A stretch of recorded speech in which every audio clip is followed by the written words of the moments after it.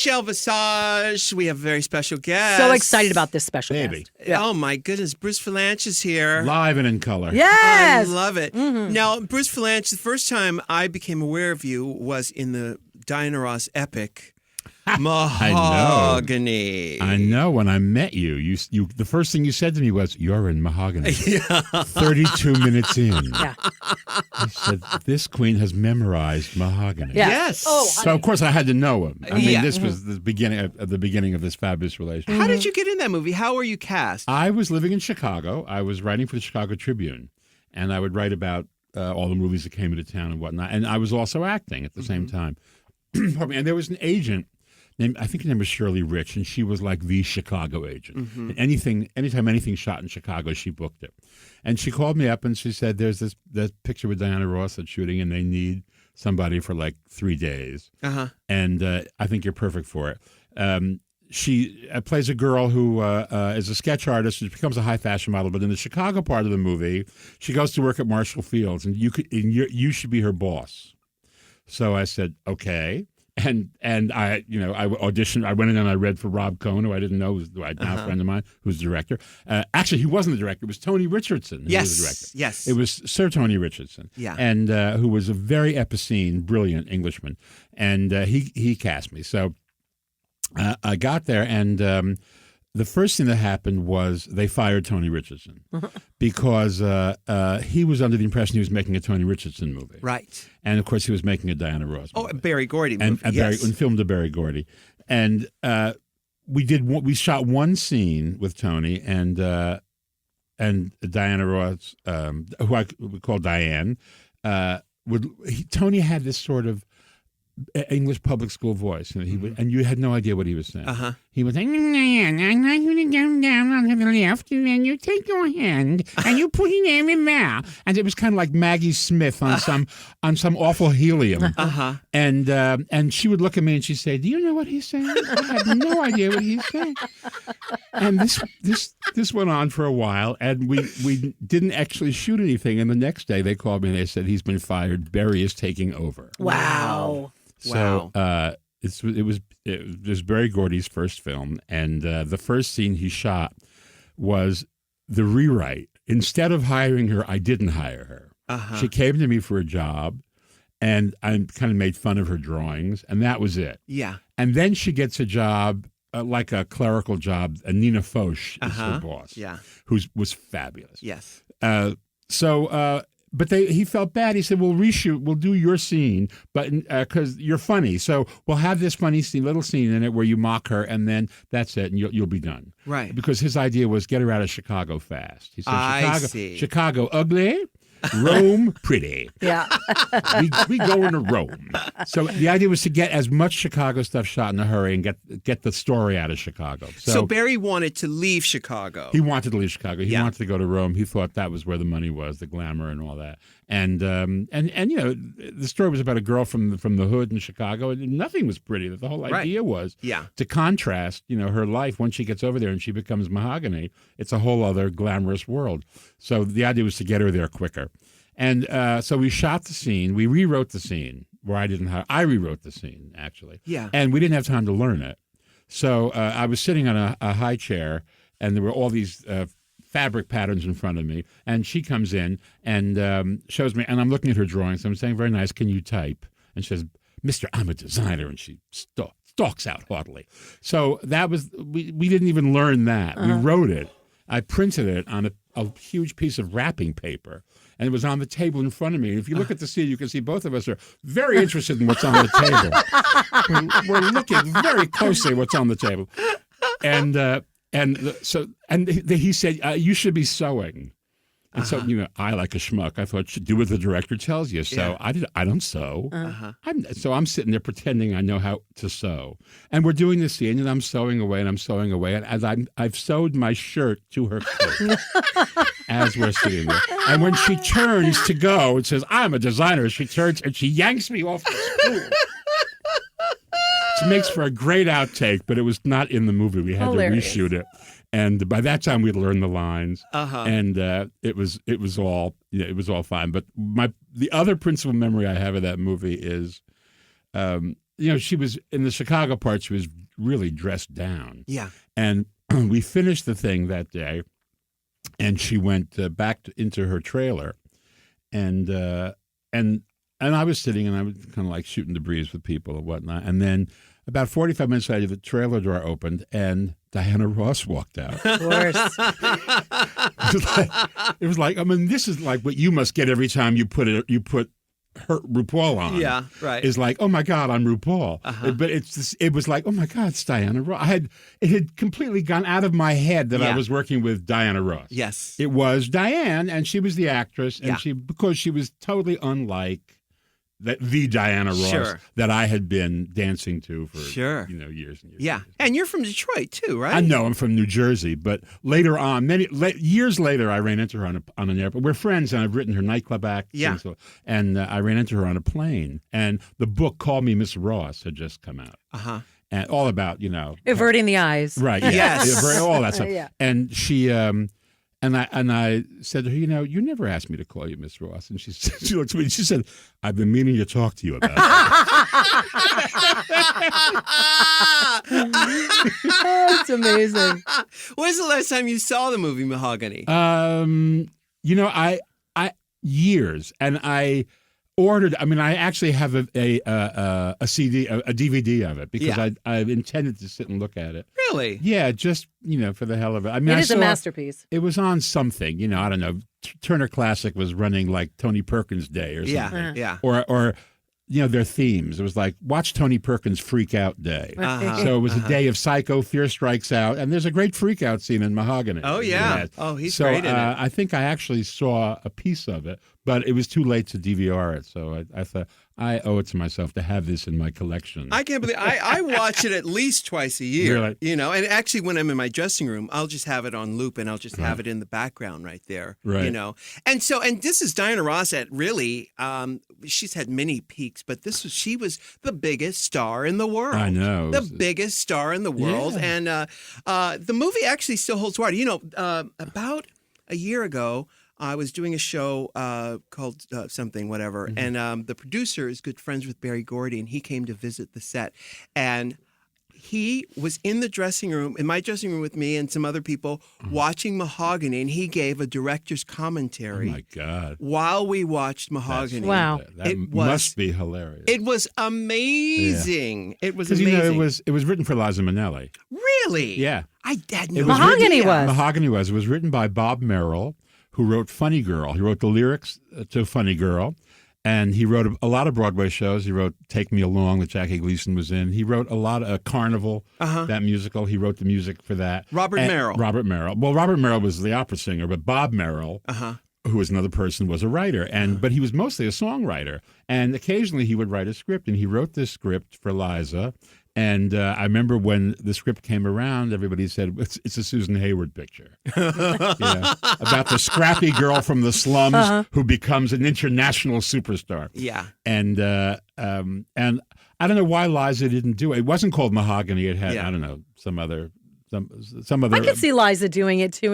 I know it's quintessentially Diana, but if you think about it the way Bruce just stated it. It was in his version. She was the kind of model who they say, well, she has a kind of quirky beauty. Not classically beautiful, but she's like, I don't know, Twiggy. Yeah. It was I think inspired by Twiggy. Yeah. And it just didn't work out. And Motown picked it up because they thought I think it was a way to do both sides, to give her an acting thing and to also let her be fabulous and glamorous. Sure. And of course, she, I think, wanted to do it for the clothes. Sure. Because she got to sit with Ray Aggian and design everything. Oh, right. In fact, when I worked with Peter Allen for years, and we used to have, whenever we had a code, whenever we said, we need lights to be stronger here, he would just shout out to me, Kabuki finale. Which is a pivotal point in the Mahogany movie. I love that. It's the Kabuki finale. I love it. You've known and worked with so many people in this town. Actually, before we started taping this, we were talking about Sunset Boulevard before, because we're actually taping this on Sunset Boulevard as we speak right now. We're talking about, how things have changed. Now, you mentioned that Mahogany was originally a vehicle for Liza Minnelli. She turned it down. I'm always intrigued by the things that people turn down. Like, I think years ago I heard that the Pointer Sisters song Fire, written by Bruce Springsteen, was intended for Cher. Really? Yeah, that's she what turned I it down. heard. Right. Yeah, but in terms of movies and stuff like that. Bruce Springsteen wrote Pink Cadillac for Bette Midler. Really? And it was in her show. It was our opening number in the tour, like in 1983. And I don't know what happened. I don't know if he didn't like the version or whatever it was, but it wound up going to Natalie Cole. Natalie Cole had a big hit with it. Yeah, exactly. And when you hear Springsteen, I don't know if Springsteen ever sings it, but when you hear the lyric, you realize it's written for a woman. I mean, it's all Pink Cadillac, first of all, is a metaphor for guess what? Right. And you can take a ride in the back of it and all of that kind of stuff. Well, it makes sense now that you're saying it. Some folks say it's too big, uses too much gas. Some folks say it's too damn old. It's got no class. What's that song that was in the B. Arthur show? I guess it's a Ruth Brown song, which is This Old Chair. What's yeah, it? if I'm not I gonna, can't sell it, I'm going to sit down on it. One. I ain't giving nothing away. Yeah. But Nell Carter did a really great version of that she too. did. But the Ruth Brown is the quintessential. Ruth Brown did it on Broadway in a show called Black and Blue, yeah. and Robert Altman filmed it. And Ruth Brown won the Tony for it. I did not And so know it kind of that. became identified with her. I don't know if it was hers originally or if it was like, if it goes back, to, I don't know, Big Mama Thornton or one of those, the original divas. Yeah. I don't think there's anybody. It's funny. I'm sitting here. You were talking about Tony Perkins. And my favorite Tony Perkins movie of all time is Crimes of Passion, of course, for all the dementia reasons. But I was sitting here Googling it, and I was thinking, why am I Googling it when I have Bruce Vilanch right here, who I've never met anybody in my life that is more informed of. Rue and I have a lot of information, a lot of useless information. Yeah. You have so much. I don't know how your brain doesn't 32 explode. minutes in, he told me. That's what I mean. And he was right. He was right. I haven't gotten to that micro nano. You're unbelievable, the knowledge that you have. I aspire to be like that one day. It's pretty amazing. It's, you know what, it's like I joke with Michael Feinstein. We spent our childhood in a dark room. That's what I was going to ask. Did it start really young for you? By ourselves. That's what it did. He sat in Columbus, Ohio in a dark room archiving and getting into all of this stuff. Yeah. And I mean, it was not a bad childhood, obviously, but that's something that we all share, is that we had this kind of passion. And we spent a lot of time when we were young exercising it. Right. And so you grew up, you're from New Jersey. Where in New Jersey? Patterson, New Jersey. Yes. Patterson, a town that's just coming back, because there's a movie called Patterson, but it's about Patterson today. Yes. And Patterson. Very different than Patterson. Yeah. I mean, it changed right after I left. My high school was Lean on Me. That was my high school, East Side Patterson. Yeah. And Morgan Freeman played our principal, Jolton Joe Clark, who walked around with a baseball bat. And that's really real. That you were really there real. during I that was time? there at the beginning of that, which was the tail end of my life in Patterson. Yeah. And that was in the 60s. But it was, I mean, it's a fascinating place, and people have written about it. And now it's kind of known for all negative things. The hurricane, Reuben Carter was from there, and the murder happened there. And isn't Queen Latifah from Patterson? No, she's from East Orange. Or Newark. Newark, Elizabeth, somewhere down there. She's Newark. East Orange is naughty by nature. And how did you wind up in Hollywood? Because you were in Chicago writing there. I was in Chicago. At the same time I was doing that, I met Bette Midler, who started out. She was in Fiddler on the Roof on Broadway, and she had a nightclub act. And she would go to the Improv after Fiddler and do her act. And Bud Friedman, who owned the Improv, was her manager. Unreal. And he booked her into a club in Chicago called Mr. Kelly's. And I knew him because he had managed Freddie Prinz, Sr., who had I'd gotten friendly with when he had come to play Mr. Kelly's. So he was another improv act that Bud had gotten involved with. And so he called and he said, I've got sending this girl, and if you like her, would you write about her? So I went to see her, and she was amazing. She was an opening act for Jackie Vernon, who was a deadpan comic, who would stand there. Like Jack Benny. Yeah, he would just stand there and say, when I was a kid, I was unwanted. Now I'm wanted in 13 states. That'll get us every time. Right. Yeah. I was run over by the welcome wagon. Take my wife, please. And he looked kind of like George Wendt, from Norm from Cheers. Yeah. And and Bette was his opening. His audience looked a lot like him too, and she was his opening act. And they'd never seen anything like her. She came out wearing capri pants with a cummerbund and wedgies, springalators actually, and a blouse with no bra, which she used to say was a political statement. And I said, in your case, it's a terrorist act. And a lot of hair and an orchid, a gardenia in her hair. And she would come out and she sang Shaboom. That was her opening. Shaboom, shaboom, yada, yada, yada. And she would shake her tits, and it was very exciting. And the audience would go completely crazy. They'd never seen anything like it. Yeah. And I said, well, this is amazing. And I wrote about her. I interviewed her. And the next day she called and said, that was a very funny interview. You're a very funny writer. And I said, well, you're hysterical. You should talk more on stage. Yeah. She said, you got any lines? And that was the beginning. And that was like 45 years ago. And she's only 36. Yeah, of course. Now, and did you write all of her dialogue for those shows that we... A lot of it. With her and with her hairdresser, Bill Hennessy, who was Mr. Gerard of Bergdorf Goodman. We wrote a lot. And then we had another partner named Jerry Blatt. They're no longer with us. The two of them, they were swept away in the epidemic early. And but that was the core group. Yeah. Wow. We wrote, and then I wound up being the one who emerged and stayed. Because, as Beth said, when she said, you had your bags packed when I met you. Which was true. I mean, after 5 years of writing for her and writing for a lot of other people who came through town and heard that I was writing for her, I had Joan Rivers and George Carlin and David Steinberg and Flip Wilson and Richard Pryor even. And she had a dresser, a girl named Fayette. And Fayette was one of the Cockettes. She was one of the real girls in the Cockettes. And she had a brother named Tim Hauser, and he founded the Manhattan Transfer. And we saw them, and we thought they were the end, and we put an act together for them. And they played the bottom line, and Bette had Ahmet Ertegun come down from her record label. And Ahmet signed them, Atlantic, and Fred Silverman came and signed them to do a summer television series on CBS. Wow. And I moved out here to write that. It was to replace Cher, who took the summer off. And Bette had done the pilot of the Cher show. Which is Elton John. With Elton and Flip. Yeah. So I came out here in the summer of '75 to do Manhattan Transfer. Wow. And I stayed. And the rest is history. The rest is history. And where did you live? Did you live right here in Hollywood? I lived in West Hollywood, God, in the deepest, darkest. I lived at Melrose and Kings Road. Oh, yeah. In a building where everybody had been Gloria Swanson's hairdresser.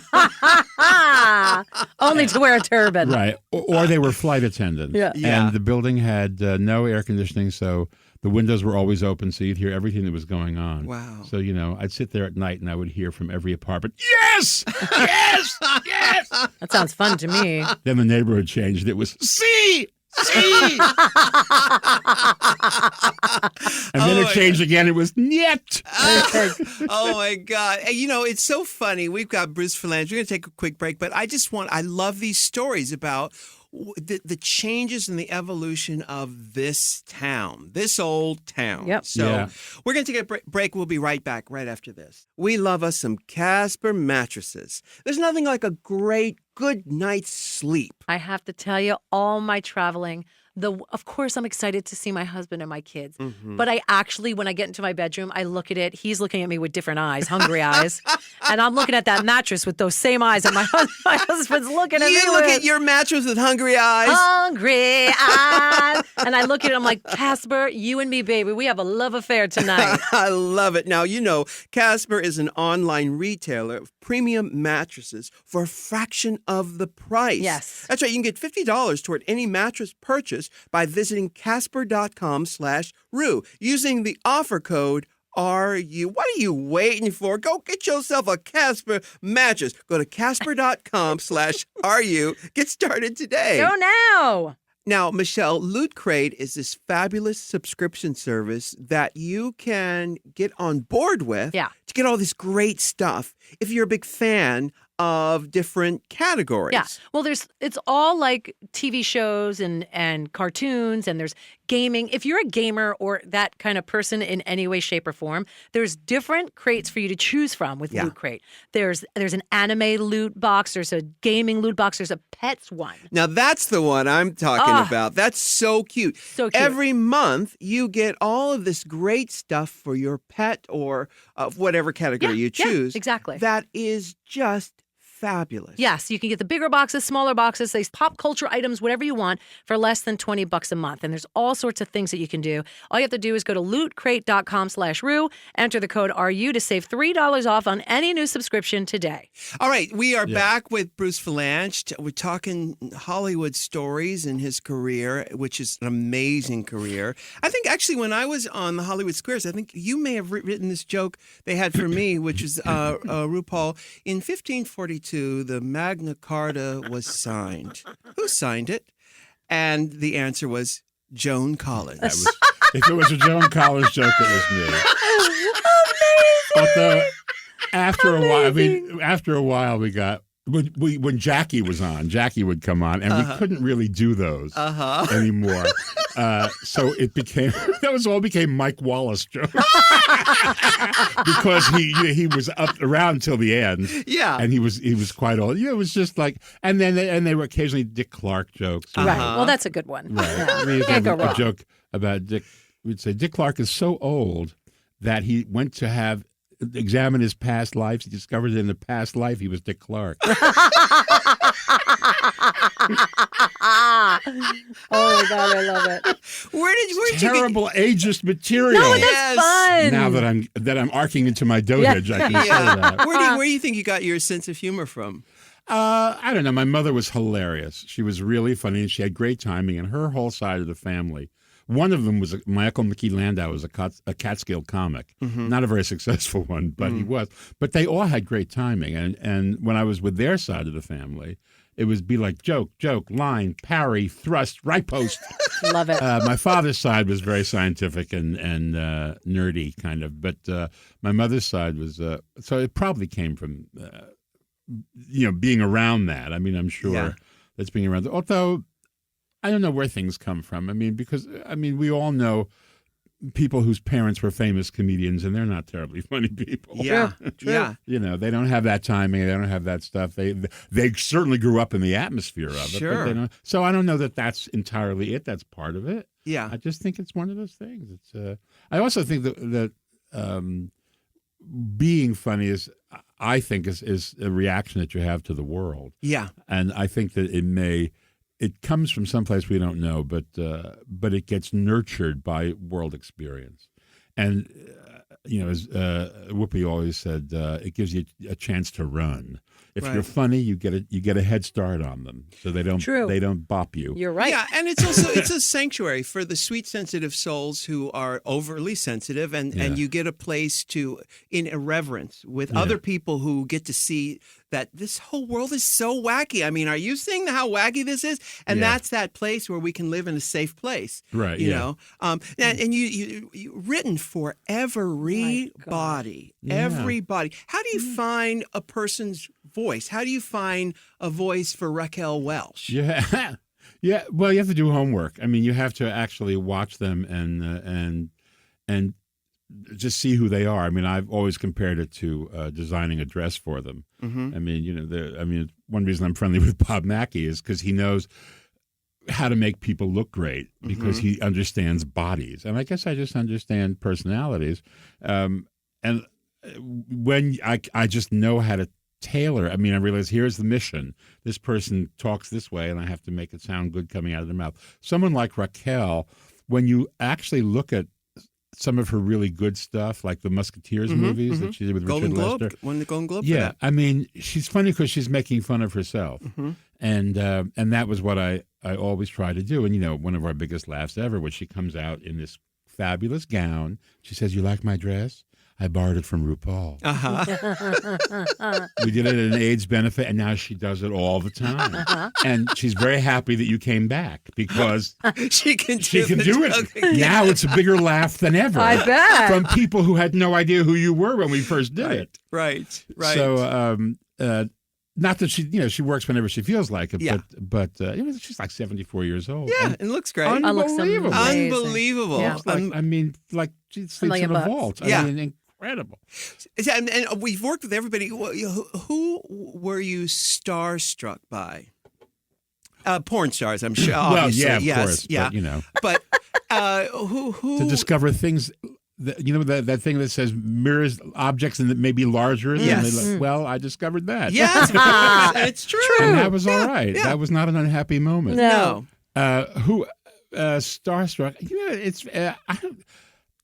I was starstruck in a conventional sense, meeting people who, when I was a kid, were gigantic stars. Yeah. But I didn't work with them. A couple I worked with, like Bette Davis I worked with. Wow. What did you do with her? I wrote some award show stuff for her and all that. But, she also, what I learned from her and all of them is when you meet people like that, you don't want to know them now. You want to know them then. Yeah. Right. And sometimes it's even more extreme. Like, I don't want to know Bette Davis. I want to know Margot Channing. Right. Yeah. I want to know Vicki Lester. I don't want to know Judy Garland. Uh-huh. But as I get older, I kind of let go of that. They are who they are, and you meet them at a certain point where they don't care as much. When I didn't work with Katharine Hepburn, I interviewed her, but she was at the point in her life where she's spending most of her time answering questions about herself. Right. Yeah. And she was tired of it. Yeah. And, and I kept thinking, had I met her under different circumstances, had we been working together, really working together, it would have been a different situation. Yeah. But it wasn't. But then Elizabeth Tayler, who I did a lot of AIDS benefits with, because we know there would be no AIDS fundraising movement in this country without her. Amazing. She started it. And as I say on stage, it worked with her because everybody will take her call. Yeah. Even the Pope, if it's only to discuss jewelry. Yeah. He's there for her. Did she start that whole AIDS activism movement because of what Rock Hudson? Did it start with that, or was it? That was the like triggering incident for her. Yeah, Yeah, that was the catalyst. But then I think there was an incident with her daughter-in-law. Her stepdaughter. Her stepdaughter was Aileen Getty. Yeah. Not stepdaughter, a daughter-in-law who married Chris Wilding, one of the two boys. And she was HIV positive. Right. So that was but I think it was Rock Hudson because she was, really close to him. And I also kind of think that as she, in her life, James Dean, Montgomery Clift, Rock Hudson, these were all gay closeted guys who she was very close with, Roddy McDowell. Mm-hmm. And I think she had an immediate empathy because she saw this was striking them for no other reason than well, at the time, nobody knew why. But we eventually found out it was a virus, which is, just went for people who had sex, who had it. But what I was going to say was that she was, what was I going to say? I worked with her a lot, so I got to know her. And on a different level, and she wasn't, Elizabeth Taylor. She was Elizabeth Taylor, and we did this stuff, and it was on a day-to-day basis. She does all that stuff. When you're with these people, I remember when I first got to know Donna Summer, and I knew that she was, very Christian and all that. I held my tongue. I like to say a few choice words now and then, but I sort of held back, and I actually regret doing that. Do you ever find yourself holding back some of the sort of more salty humor when you're around someone who you have reverence for?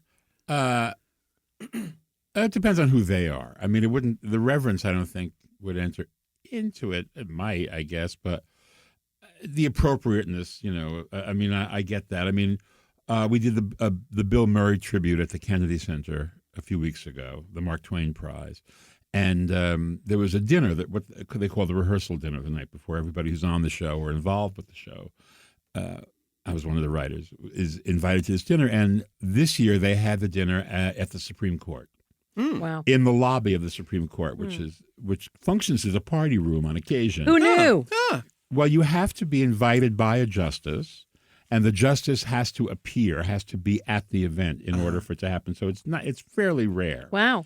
So this one, we were invited by Sonia Sotomayor. Right on. Who hosted it. Now, I don't know Sonia Sotomayor, but she was our host. She was there in a glittery top. Uh-huh. And, she's Sonia Sotomayor. She's younger than I am. She's obviously very hip. Uh-huh. She's a multicultural individual. And yet, when I was talking, when you talk to her, it's like you're talking to Jenny from the block. Uh-huh. I love that. Oh, really? Yeah, absolutely. Except she is a justice of the Supreme Court, so you're not going to go off the rails. Right. You know, I mean, I'm not Flavor Flav. I'm not going to, I'm not going to impose every aspect of my personality on her in a social situation because she is somebody, and it might, you don't want to be inappropriate. Right. And she gives you signals, I mean, that you can talk that way. I see. You can do that. And so it was a very pleasant conversation, but obviously, I wasn't going to go deep. Yeah. That's cool. You wouldn't. And when I've met royalty, it's kind of the same thing. I mean, after a certain point, you don't have to say Your Highness or after every sentence, but there are certain things you really have to know them well in order to go deeper than that. And I don't know any of them that well. I mean, spend a little time with a lot of them, but now, and with writing comedy today, have you found that you've had to sort of up your game to meet and match what the comics are doing today? People like Amy Schumer, or some of the people who are happening right now. I told Ru a story about. Can we say that? Yes,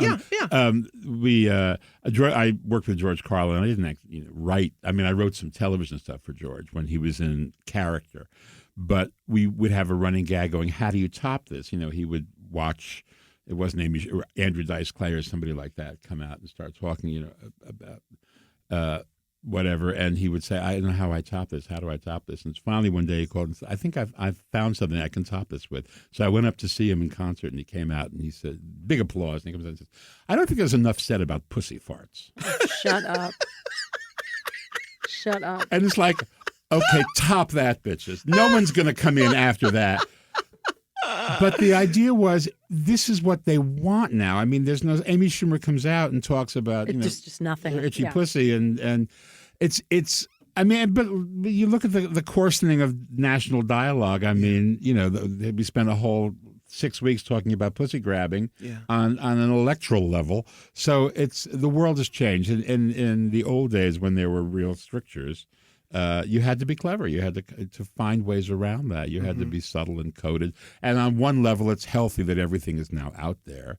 On the other level, nothing is as interesting. But I appreciate it. Me personally, big Howard Stern fan, grew up listening to him. I much preferred him on terrestrial radio, skirting around issues than just being able to say pussy, shit, fuck. You know what I mean? For me, it's different. I think it's smarter. I had heard that George Carlin's wife had written a lot of his material, including these 7 words that you can't. This is what I don't know if it's folklore or real, but I found that interesting. And I agree with you in the sense that in one aspect, it's really great and freeing, and I love that we've evolved, that we can just say what we feel, especially women comics, because we're always overlooked anyway, and in general. But there's also a beauty to having an intellectual slant to a comic. Right, that coded language. Yes, well, you do have to think about it instead of just going, God, my pussy itches. Don't you hate when your pussy itches? But yeah, I know what you're saying, but there's something really great about innuendo. Right. I love it. Well, it's clever, and it really tickles the brain because you have to think about it, and you have to rely on your intellect and what you've heard and the codes that were in place, and just sort of skirting around that. Because there's nothing that's not been said anymore. It's true. Nothing left. There's nothing left. But back when George Carlin did it, it was taboo, unheard of. You can't say that, but he did, and that was so brilliant. I know. I'm thinking of a line from a Noel Coward play where they're casting a part, and they say, Beryl Madison would be wonderful in that role. She's very competent. And the Noel Coward character says, Beryl Madison has been competent, man and boy, for many, many decades. But only Bruce Vilanch would A, quote Noel Coward, and B, even think about Noel Coward. I just love the idea that this just sort of says it all. Yes. It was, Is that from Present Laughter. Present Laughter. Which is going to, be revived again. It was not too, oh my God, it must be like 20 years now, huh? Yeah, it was actually. The last time was, I think, with Frank Langella 20 years ago. Yes, thank you. But I forget who's. Somebody's reviving it on Broadway, not right this minute, but next season, I think. He won every award there was to win for that role. He was role. hilarious in it. But, oh, my God. I mean, that was Nathan Lane's big breakthrough, was playing Gerald Mole, the rabid fan who's actually in love with him. Really? Yeah, and George C. Scott was playing the Noel Coward part. That was pretty brilliant. Wow. Oh, my God. George C. Scott. You know, I have a big thing for George C. Scott. Of course you do, darling. Oh, I thought he was so sexy. Goes on par with everything that I know all the about people you. that I think are sexy. I just love him. Another one was Marshall Dillon. What's Peter Graves' brother? What's his name? James Arness. James Arness. The Thing. Oh, yeah. Again, The Thing from outer space. Bruce, you just ask him. Bruce Bruce is like that the way you are with music. Do you now, Bruce? RuPaul has recently come out, if you don't know, of the closet as a Broadway fan. Musical theater queen. Now this has taken 20 years. I've known him for 20 plus years. Always fought it. Really? And then it was almost therapeutic in a way that we were talking about musicals and did a Broadway trip. And finally I would say, well, did you see? And he'd go, yes. And I'll say, well, did you see? And he'd go, yes. And I go, how are you sitting here telling me you're not a theater queen when you've seen every single show? And then finally he realized, oh my God, I'm a theater queen. Yeah. So he's now been out and proud as a theater queen for a couple months, and he's owning it. Do you stay abreast of everything that's happening, all the new stuff on Broadway as well? Yeah. I've written a musical. I had a musical this summer at Goodspeed in Connecticut. Goodspeed.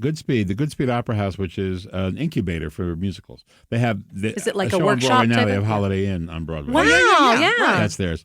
They did Annie. They started way back. The first thing was Man of La Mancha. Wow. I was born in. That's right. They've done a lot of incubating. So I wrote a show to all the Petula Clark's songs. Oh wow! And it's not about her. It's like think Mamma Mia. Please think Mamma Mia. It's an original story with all of Petula's music, and it's called A Sign of the Times, which is one of her big hits. And we did it at Goodspeed. It was a big hit, and now we're fishing around. We're going to either do it at another regional theater with an eye towards taking that production in, or these producers will raise the money and we'll do it. We'll just do it. Oh, I love that! I can't wait to see really that. Good. It really worked out. I was very happy. We were talking about finding a theater or funding a theater or whatevering a theater of shows that just don't get put up anymore. Forgotten about musicals. Well, there are a bunch of those. I mean, there's Encores, they started out, that was their mandate, and that they produced Chicago, and that revival, that concert version went to Broadway and has been running for 18 years, something like that, more than that. So they were doing all these, because Chicago was kind of like a forgotten show at the time. Really? Yeah. Because it opened the same season as Chorus Line. Right. And it was a star vehicle for Gwen Verdon and Cheetah Rivera. Right. And it did okay, but it wasn't iconic, and it became iconic with this revival. But they do a whole bunch of stuff. They just did two things with Jake Gyllenhaal, Little Shop and Sunday in the Park. But both those were already shows that were hits. How did Jake do in that Mandy Patinkin role? Because that role, Mandy Patinkin's voice is such a pristine. I heard he was wonderful. Yeah. He was obviously he wasn't singing it like Mandy Patinkin, but he really can sing. I didn't know that. Did you? I didn't know that either. Yeah. But I want to ask you. They only do it for 2 or 3 nights. But there were all that work for 2 or 3 nights. Yeah, at City Center, which is a big room, a big 3,000-seat theater. But it's just for the cognoscenti, for people who like stuff. Now, most of the stuff they do is much less known than that. Weird stuff. Yeah, it's stuff that either didn't work the first time, or nobody's revived it because it was a vehicle for somebody and no one's come along. Like Bonjour. Right. Now we'll talk all about this Broadway, so we're going to take a real quick break, Broadway. But we'll be right back with more Bruce Vilanch. Mm-hmm. Michelle, Loot Crate is a monthly subscription box service for epic geek and gamer items and pop culture gear. Yes. It's brilliant. It is brilliant. So basically, if you're into any of that stuff that Ru was talking about, TV shows, gaming, cartoons, anime, there's even a box for your pets. There's a box with fashion. You could choose what you like. There's even bundles that you can get. It is so personal, like you could get it to exactly what you want. And each month that these boxes come, these Loot Crates, they are filled with the most fun stuff ever. So much fun. T-shirts, figures, comics, stuff for your kitchen. And I just love the idea of my pet getting something every month. Oh, it's so cute. It's so cute. And they have stuff like you can't get anywhere else, from like the best and most favorite franchises like Harry Potter, Marvel Comics, Fallout 4. Everybody's talking about Fallout, Star Wars. I know my eldest daughter, Lily, loves anime. So all your favorite anime things, all of this stuff, and you can get all of it for less than $20 a month. It doesn't get any better than that. No, it's the best gift, too. It is the best gift. Now, listen, if you guys want this gorgeous deal, go to lootcrate.com/Ru and enter the code RU and save $3 off any new subscription today. That's lootcrate.com/RU. Enter code now. We are back with Bruce Vilanch. My goodness. Now, have you written books? I don't know if you've written books. When I was on Hollywood Squares, they came to me with a book deal because when you're on TV every night, and so I didn't have time to write a book, so I gave them a collection of articles and essays I'd written for various magazines. It was called Bruce! ! Perfect. My Adventures in the Skin Trade, which was about writing for other people. Now I'm writing a book, which I've taken forever because I want it to be like a David Sedaris book. Yeah. I want it to be part memoir, part fiction. I want it to be different. I don't want it to be just like everybody else's. What is your writing process? Oh, God. I wish I had one. I mean, I wish I was that kind of disciplined writer who gets up every morning and does it. Yeah. But I'm very social, and a lot of the writing that I've done and do is collaborative. So there are meetings and there are sessions and things like that.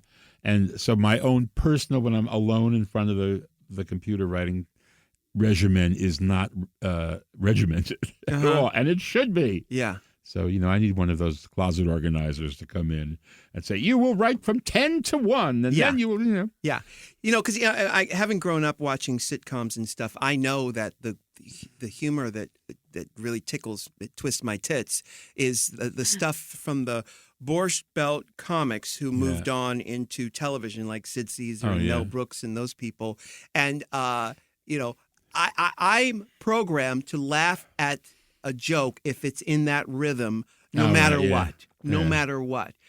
Who inspired you that way? Where do you think your style of writing came from? Wow. I think from certainly from that group, because that was my era. I grew up watching Your Show of Shows and Jackie Gleason. And so those guys, Mel Brooks, Neil Simon, Carl Reiner, that certainly was a heavy influence. I also had a bunch of novelists who were social satirists more than anything else. My favorite is Patrick Dennis, who wrote Auntie Mame. That was his biggest one, but he wrote a couple of other things that are amazing. Max Schulman, who wrote, Rally Around the Flag Boys, and he wrote a bunch of those novels. S.J. Perlman, who was like so spaced out. When I was in college and, smoking a lot of weed, I thought, now I get it. He was one. There were a lot more of those kinds of social satirists than there are now, I think. I mean, I read them now. There are some brilliant ones like Paul Rudnick and now I'm going blank. But there are Fran Lebowitz, but Fran Lebowitz. I think I probably am more disciplined than Fran. That would be the one person because if Fran were more disciplined, she would have had a tremendous output of brilliant stuff because she is brilliant, and every conversation with her is brilliant. So. She's absolutely amazing. Absolutely amazing. She is. Now, okay, so in your book, Bruce, which it's available on at you can find it and all that stuff. Yeah, you can find it in all those places. You're not known for dishing the dirt. You have stories, you have anecdotes. But, I would imagine that you know the real tea on everybody in Hollywood. I do, and that's why I haven't written it. Yeah. That's why you're still working. Well, I like my kneecaps. Yes. Yes. And I certainly use them. God knows that's been documented. So. Well done. Well, the thing is that you just imagine a lot of these stories never get told. If you're in this town for a long time, people, will give you little tidbits here and there, and you find out, you go, that is how that happened, Yeah. My publisher says, listen, you won't last as long as Scotty Bowers. Do it now. Scotty Bowers was always in good physical shape. Do it now. It's funny, but even with what's happening politically now, young people don't understand the same sort of traps that people fall into every single time. I tweeted this I think it was this morning. I said, younger mice always think they can outsmart the mousetrap. And it's funny because in this town, people fall into the same traps. And politically, people fall for the same things over and over again. And I think it's probably because the stories aren't passed on, and a lot of the history of gay culture, of the female culture, just doesn't get passed on. I think that the revolution that the internet has brought has also ushered in something else, which is an unparalleled rise of narcissism. Yes. I mean, the internet and Facebook in particular is narcissism central. How may I direct your call? To me. And people, that's what they do now. I mean, they have very little interest in what went before because they're so interested in broadcasting what they're doing every minute. I mean, when you can actually go online and give somebody your status. And when Facebook will give you a list of feelings you can have, feeling anxious, feeling depressed, feeling you don't even angry, have to think about it. Choose one. You don't even have to think about it. And so I think that has changed a lot. I think that a lot of people are have lost whatever interest they had in the past because it's so easy to document the present, and it plays into that inherent narcissism. And on a political level, I mean, as we speak, these demonstrations and riots that are going on in response to Trump's election have so much to do with younger people who think that we live in a post-gay world where we've won every battle. Right. Because they never lived in the world where we were fighting. Correct. And they're suddenly looking at the thing and saying, holy shit, this could all go away. And that notion never came into their mind. So suddenly they're in the streets. The irony is we're not a still bad fighting, thing, though. but it's indicative of where we've been, what's become of us. And where we're going. Yeah. Because the truth of the matter is we're still fighting. Not in the way that Stonewall was in the upstairs lounge in the Compton cafeteria, but actually, it is the same way, because if you think of Pulse. Yeah. So we are still fighting, just in a different capacity. We are, but I mean, look, you guys mainstream drag. Yeah. I mean, in the commercial way, I mean, you sell products because they tune in to watch your show. And as many women watch that show, I mean, when you did Drag You, about making over straight women, I mean, it was indicative that this was... we were in the mainstream now with this. So that was part of the post-gay part, obviously, is when they see that, they think, well, everything is, they don't realize what it took to get to that. Correct. Right. And how, how there's religious bigotry trumps everything. And fear trumps everything. Fear. Fear and religious bigotry is fear, equals fear.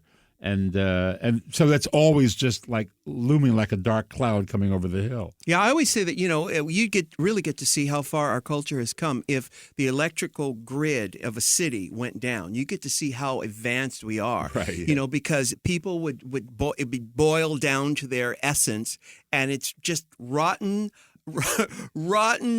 uneducated fear, Right, but it reminds me a little bit of when the night disco died and how everything sort of stopped. We thought we were heading to this great utopia where men wore polyester pants very tight and were not afraid of being open and showing their feelings. But overnight, it just stopped. Now, of course, disco didn't really go away. It just changed its name and address to dance music. Yeah, correct. But it was.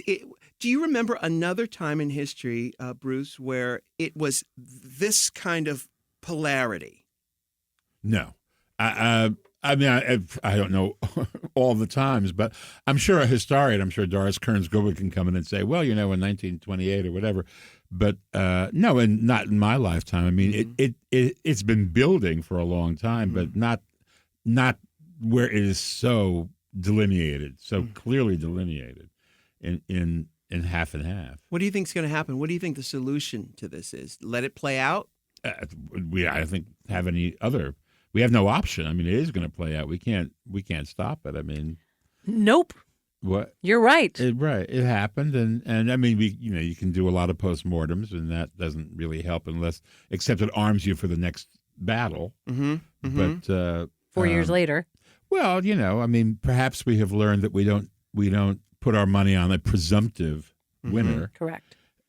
Who, in my estimation, was never a winner. I mean, was somebody who, has been stepping on her cock since 1994. You're right. And so I voted for her, but not because I wanted to vote for her, but that was part of the thing. It's like, and I mean, of course, they made miscalculations along the way. Yeah. Yeah. It's, oh my God, it's so out there and outrageous. I've been so frustrated by this whole thing. Here's the thing. There's no rhyme or reason, and you're having a hard time putting it into words because there actually is no way to justify it mentally and to be smart about it. Yeah. The thing feels like it's been ripped out from under us, and the people with a brain are sitting here going, "What happened? Right? What?" Yeah. And I think that's what's befuddling. Well, but it's just like in George Orwell's Animal Farm. Yes. Ultimately, the animals, the revolutionaries, forgot why there was a revolution in the first place. Right. Became complacent. Right. Do you remember when did this turn? As you're observant, when did we make a wrong turn? I don't think that we collectively did. I think it's just a thing that happens, and I don't know how to put my finger on it. Does the narcissism play into that? Absolutely, yeah. There's no question about it. I mean, the internet has changed everything. I mean, it changed the information cycle. It changed the way things are perceived and how things have to be done instantaneously. And you could do a study of it. I mean, I could say that culturally, when my guild, the Writers Guild, went on strike in 1988 or something like that, and shut down the industry for 6 months and allowed reality television to happen. I remember. Yeah. That was the beginning of that cultural shift. Yeah. When suddenly it was cheaper to put a camera on the Real Housewives of Warsaw than it was to wouldn't that be fun? It would be fun, actually. Yeah, exactly. More potatoes. You bitch, you took my potatoes. The Real Housewives of Minsk. Please. I would love it. That had something to do with it. I don't think there's probably it's hard to put your finger on any one moment, but and after 9/11, a culture of fear, of a non-religious fear, but directed against a religion, ironically, came in. So that was a catalyst. I don't know. I haven't really made a study of it. I just we've waxed poetic for many hours about the dangers of social media and the Machiavellian level of narcissism that is going on with our youth. And not just youth, but it's just like you were saying earlier, there is no want or need to do history or research or know why you are able to be who you are right now. Right. And all social media does is kind of feed your ego in the worst way possible and negate who you are as a human being. What did you call me? A negator. So it's very, very interesting. And you're right to say that you can't really put a point, you can't really pinpoint where we went left or wrong or different, but it certainly doesn't help when kids aren't educated in the things that matter most. Yeah. Right. We're going to take a quick break. We'll be right back with more Bruce Vilanch. Casper mattresses are brilliant. There, I said it. It's done. Thank you. They are the most brilliant mattress makers in the world. Michelle says it every day. I do, and I actually mean it. Now, the good thing about doing our own podcast and not being strangled by terrestrial radio people is we get to talk about the things that we love and that we believe in. That's right. And Casper mattress as a model is really unbelievable. Comes to your house in a box, and the mattress industry has forced everybody over the years paying these ridiculously high markups, Casper, by the way, is not a fan of that business model, and neither are we. No. They're revolutionizing the mattress industry by cutting the cost of dealing with the resellers and the showrooms and all that mishigas and passing those savings on to you, and they are fantastic. So great. There's this new hybrid mattress that combines premium latex foam with memory foam so that they're extra, extra comfortable. Yeah. Now, listen, they are so confident in the quality of their mattresses that they have a free risk trial and return policy. Yes. That's right. Listen, you can try sleeping on a Casper mattress for 100 days with free delivery and painless returns. That's 100% risk-free, so what are you waiting for? Just go and get $50 toward any mattress purchase right now by visiting Casper.com/RU. Don't forget, use that offer code RU. Of course, terms and conditions may apply, but that's Casper.com/RU. Get started today for the best night's sleep you've ever had. We are back with Bruce Vilanch. Michelle, of course, wants to talk about theater. Well, I mean, we have barely touched into the mind that is Bruce Vilanch and his knowledge of not just Broadway, but musicals and theater in general. And Hollywood and all of that shit. Everything. Yes. Oh, my goodness. So I was just asking Bruce if you get to see theater here much, because I feel like it's kind of getting a little bit of a boost, Los Angeles theater. I guess. I mean, traditionally, it's always been divided into the big houses, the Almonds and the Taper, the Geffen, the Pasadena Playhouse, the Pantages, which bring in the Broadway stuff or do stuff at that level, and everything else, which is like 49 seats in a storefront. Mm-hmm. And most of those things are vanity productions, I find.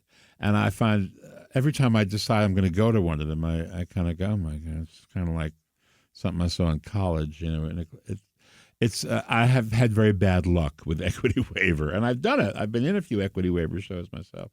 So it's there's this tremendous dichotomy, and LA is all spread out, and so going to any theater is an investment. Oh, honey, in time, especially now with traffic. Even if I'm going to the Amundsen, will only do it on Sunday night. Oh my God, it's terrible. If you're going to go on a week night, you'd have to plan 2 hours in advance. And of course, that's during the height of traffic. It's not even where I live. I live out in Thousand Oaks, so it takes me 2 hours just to get here. Yes, it's rush hour, but nonetheless, you got to plan. The good news is those theater companies that now are playing Thousand Oaks.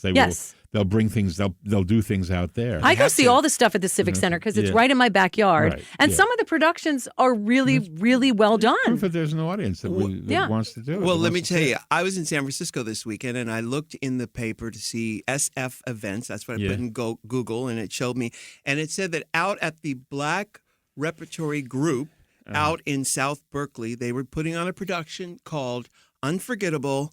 A Natalie Cole story. It's called Unforgettable. Oh, I saw you with the girl with the Natalie Cole story. So I told George, we going out here. How was it? It was 3:00 in the afternoon on a Saturday. We caught the BART train out to the Ashby stop.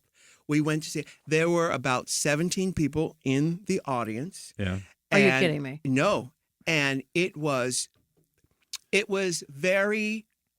How do I put this in a way that I don't want to offend anyone? But I got to tell you, we had the best time of our lives. Okay, you're still not saying what you need to say. But I think you understand why. Okay, I got you, but it was good. I know what you're loved saying. it. You loved it probably because... For all of the wrong reasons. Correct. Yes. Yeah. And they served jerk chicken with rice.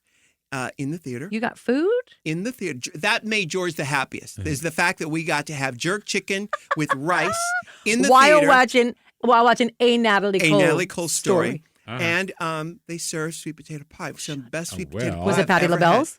It was better than Patti LaBelle's sweet potato pie. Oh, it was so good. But and for George, who's not a theater, I've just come out as a theater queen. I'm so proud George of has you. still not come out as a theater queen. He said that was his finest theater moment, was the fact he couldn't have been happier eating jerk chicken with rice, watching a Natalie Cole story. So which brings us to the question, do you love Something Rotten as much as RuPaul and I love Something Rotten? Have you seen Something Rotten? I saw Something Rotten. Of course you did. I think Didn't even have to ask. I saw it in previews, actually. Well, I happened to be in New York, and I had friends in it. So you got to see all the original cast with all of them. I did. Okay. I saw the original cast, yeah. Because Christian Ball was beyond genius. He's wonderful. Yes. I thought I liked it better when we did it in college, basically. I mean, everybody my age did a parody of Shakespeare, right? As a musical with rock songs and all that kind of stuff. I was, it was very well done. It was we were beautifully put obsessed together, with it. and I like but I wasn't crazy about it. What show are you crazy about? Did you love Hamilton? Not particularly, no. Okay. I mean, Ru too. Yeah, I mean, if you're idea of the founding fathers as the Wu-Tang Clan. It works for me, Bruce. It absolutely and works. if you like songs lyrics like John Adams shat the bed, then that's a show for you. You had me at kid. shat. I'm still looking for a melody. That being said, I went back and I saw Lin-Manuel and I said, I want to play the king. That would be great. One costume, 3 songs that are all the same, and no stairs to climb. I'm in. Yeah. I'm in. And he said, well, we have a concept, a casting and of course the casting concept is everybody's hot. Everybody's young and everybody's hot. Yeah. There's no old Ben Franklin waddling across the stage. There should be, though. That would have been reality. Exactly. But I was underwhelmed by it. Did you love Shuffle Along? Did you love? No. Did you love who else? I The Color Purple. Audra tap she dance do was no worth wrong. it, yeah. And the other one, Color Purple, is amazing. It's amazing because he stripped it down and you get the music, which was always terrific, and he focused in on those performances. I haven't seen that. I saw the original opening night with Fantasia. No, she wasn't in it. No, the original. LaChanze. Yeah. Okay. I thought she was in the original. No, they brought her in. They brought her into that production, but she didn't open it. Cynthia Erivo is. LaChanze opened it and won the Tony for it, and Cynthia Erivo won a Tony for it. Brilliant. Yeah. And what about this revival of Fiddler? Have you seen it? No, I haven't. Heard it's harmoniously amazing. Yeah. Really? Yeah. The album's nice. The dancing, I understand, is what is the big deal. Instead of the traditional Jerome Robbins, they have a choreographer, Chofesh Shechter, who I think is Israeli, who so it's no more. Did it. I don't know. I mean, I'm sure. How can you not do the bottle dance and all that stuff? I mean, that's all. Now, of knowing what you know about Broadway, do you have any sort of guilty pleasures that you would wish would wind up on Broadway, like, Mommy Dearest, which I read they were going to do Mommy Dearest. I was going to do it at one point. I just want to say one thing. Since this goes all over the country, there's a touring production of The Curious Incident of the Dog in the Which I Nighttime, saw in London just recently. Which is extraordinary. Amazing. It is extraordinary. I just saw it again in Washington, and I had seen it on Broadway. And it's British. I warn you, it's British. And it's not for everybody, Bruce. Because it's heady. It's heady, but it's so theatrical and important. And I don't think it takes a lot to attach yourself. It's about an autistic teenager, but it's not a Lifetime movie. No, but the stage work is brilliant. The stage work is amazing. I saw it. I got to admit, I wasn't as crazy about it. I loved it. Right. I wasn't as crazy about it because it was very theater-like. Cerebral. Yeah. It's very theater. It's very important. Yeah. Precious. Kind of precious for me. I like a rip-roaring musical like Something Rotten, which actually pokes fun at musical theater. Yeah. The whole premise is it's poking fun at musical theater. Musical. And that it's brilliant. I know. I do that part. I do the Brad Oscar part. I want to be the soothsayer. Yeah. He's amazing. So, but what would you like to see as a Broadway show? Lana Turner's The Prodigal Son? Well, of course, but who wants to, who would go? Mommy Dearest, I was actually involved in doing a musical, and but the rights were all like Frankie Blondes had tied up all the rights to everything, and it would be like Ruthless or what a great show! One of those things where somebody's doing Joan Crawford. And is it true that Faye is writing a book about Mommy Dearest? Did you read that? I believe so, but I heard that. I mean, Rutanya Alder wrote a book, which she did. She did, yeah, which I just got. How old is it? Is it just come out? It's about a year ago. Now, of course, Rutanda played Carol Ann. Not Carol Ann. No, she plays the secretary. Yeah, Barbara. Please. No, it's not Barbara.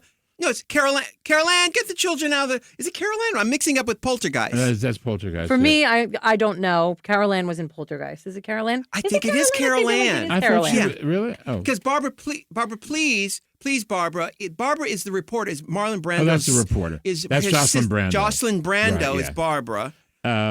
I feel like it is Carolyn. So she's Joan's assistant. She's Crawford's, and she ages where Crawford doesn't. Oddly enough, right? Yeah. As the piece goes on. Yeah. So I can't wait for Facebook because I was there. We had the same agent at the time. And was it Joan Hyland? Joan Hyler. Joan Hyler. Hyler. And so Hyler. Yeah. Hyler. So okay. Studied on the Medea School. Now, is there anything you can tell us about Joan, about Faye Dunaway? Without, I don't want to incriminate you. I don't want you to get into any trouble. I don't want you to wind up on her bad side. But do you have a Faye Dunaway story? Everyone in Hollywood does. By the way, well, and you could ask the guys over at Whole Foods at Fairfax and Santa Monica Boulevard. Yeah. Watch. Oh, but Carolyn, correct. It was Carolyn. Yeah. Carolyn. Yeah. It is Carolyn. No, I don't have a crazy Faye Dunaway story. I should work one up with her. Yeah. Well, because I know some other stories about it. I don't have one. Yeah. No, everybody does. Who this town?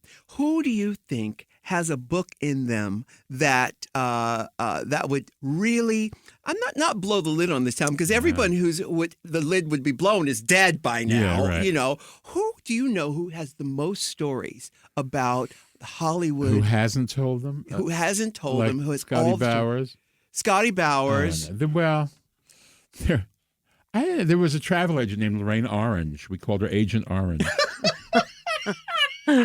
She was at Hoffman Travel when that was the big. Oh my God! Yes, I remember. Yes, the big rock and roll and movie star thing, and she had all of these clients, and nothing is crazier than a diva on the road. Yes, and so she has a lot of stories. I don't even know where she is. I mean, that they folded up, and I don't know where she went. But off the top of my head, she certainly would have a load of stories, and I suppose people who handled people. Press agents and stuff like that, people who will never tell their stories on pain of dismemberment. Well, it's interesting, though, because, the truth is I don't think the public really wants to know about the real Hollywood. In fact, Hollywood doesn't like movies about itself, and the public doesn't want that fourth wall to be broken. They want to stay in the fantasy of things. Like even meeting someone that you idolize, it leaves you with a weird feeling because you think, oh, not as good as I hoped it would be. Not what I was hoping for. Yeah. But it's when I think about those kinds of movies, like The Player was a success. Yeah. But Mommy Dearest was not a success. Well, it depends what kind of success. I just saw it was $5 million to make, and it made $39 million. So isn't Mommy that Dearest Mommy Dearest made money? Oh yeah. Yeah. And Faye got first dollar, so she made a lot of money off of it. Huh. Did very well. The Player was critically acclaimed. Right. I don't know. Right.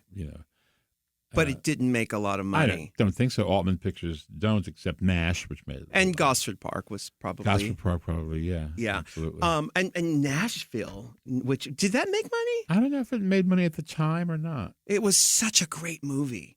Such a great movie. Shall I look? Here we go. Okay. What do you check for box office? The numbers that site called the numbers? Usually if it's viable enough or important enough, it'll be on the front page. Oh, on IMDb. Oh, right. Yeah. On IMDb, right. Yeah.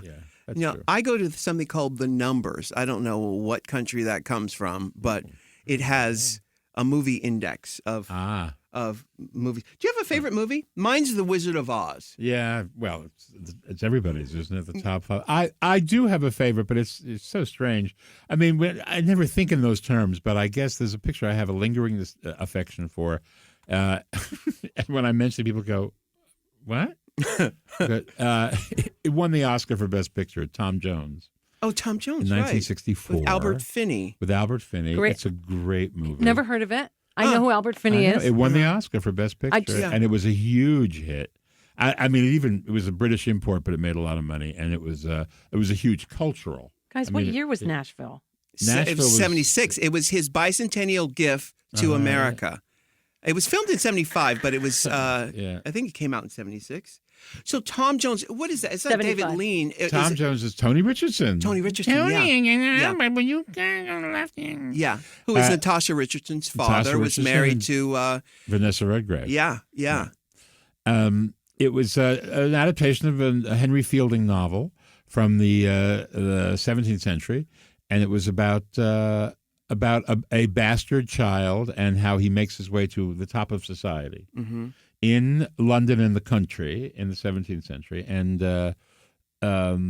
it was gorgeous. It was opulent and lush. The adaptation was by John Osborne, who was an angry young man who wrote Look Back in Anger and these very serious British kitchen sink movies and stage things. And why do you think you like it? Why do you think it's your favorite? I like favorite? it because it's completely antic, and the period is gorgeous, and everybody is playing it in the period, but they're spectacular, and he employed every cinematic effect, a lot of comedy stuff, wipes and double takes and suddenly looking at the audience, breaking the fourth wall, and all of that stuff, and it just kind of keeps me moving along. I mean, I've never seen it. No, I mean, either. I've never seen it. I've heard of it. I've seen the most famous watch it. thing in it is the eating scene, which at the time became this unbelievably cultural icon parody thing. It's where he and one of the women he meets along the way, they go to an inn and they are having dinner, and there's no sound at all. There's no music.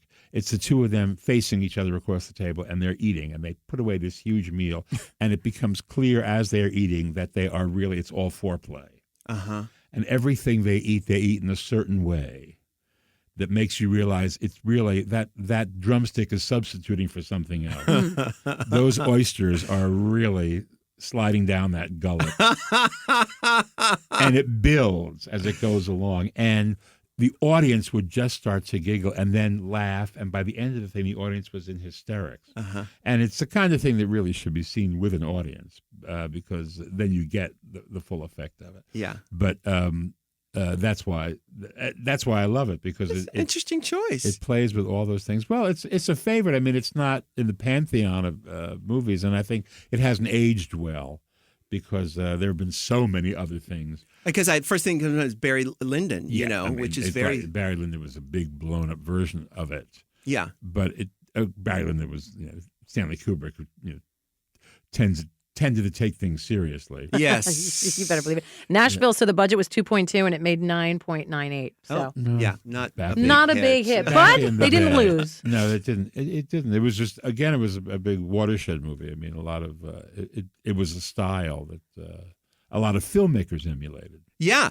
Was it Bill Rudolph? What's his name? Bill Rudolph. Alan Rudolph. Alan Rudolph. Actually, I got to meet Altman once, and I asked him about the scene where what's her name comes and lands at the airport, and she's going crazy, and she this American Airlines plane cuts across the screen, and you see the word American passed right there. I says, was that an accident, or did you guys plan that? He says, it was a complete accident that happened at that time. And it's so poignant because the movie is about America and values and where we are. Just really, really there was brilliant. Probably a huge battle at the studio about product placement. I bet. Like, we're giving them a plug. It's true. They should pay us. And of course, Lily Tomlin is so brilliant in that movie. Now, Jane Wagner wrote all of the Lily Tomlin stuff. Have you ever done anything for her? I've written for Lily over the years, yeah. Mostly it's one-off benefit appearances, television things for different characters, and for her, but for a lot of Edith, a lot of Ernestine, a lot of Mrs. Judith Beasley, adapted for other situations. Yeah, and is it easy when an artist is so closely associated with a Jane Wagner or someone who's there in their pocket, not pocket, that's the wrong term, but who's so close to them, is it hard to sort of pull some ground for yourself to pull a piece of the... I mean, I've been attached to the projects that she's come in on that I've written for her, but I always know it's going to go through Jane. She's going to, take it and show it to Jane, and Jane's going to, play with it and whatever. I mean, that's kind of the given. But I'm not the only one. Rod Warren, who was the guy I used to write with, wrote a lot of stuff for her. Patricia Resnick, who wrote 9 to 5, wrote for Lily when I first met her. She was writing for Lily. There were people all along the line. I mean, a whole lot of contributors. But Jane was always the editor in chief. Wow. What a career. Bruce Vilanch, thank you so much for sharing with us. I can't wait. I can't wait for your next book. I think it's such a perfect fit for you to do a David Sedaris sort of short stories thing. Same sense of humor too. You two. Oh, wow. I love it. But his family is really nuts. Oh, insane. But that's why we love them. I mean, and they're like nobody else. I mean, Amen. my family are like Jewish from Jersey, funny. His family is like from Mars. Yeah. Well, thank you so much, and I can't wait to see you again. And treat. Michelle, yes, until my next darling, time, you my love. bet. Bye. Can I get an amen? Can I get an amen? If you can't love yourself, how in the hell you gonna love somebody else? Can I get an amen? And don't forget to subscribe on iTunes. If you can't love yourself, how in the hell you gonna love somebody else? Amen.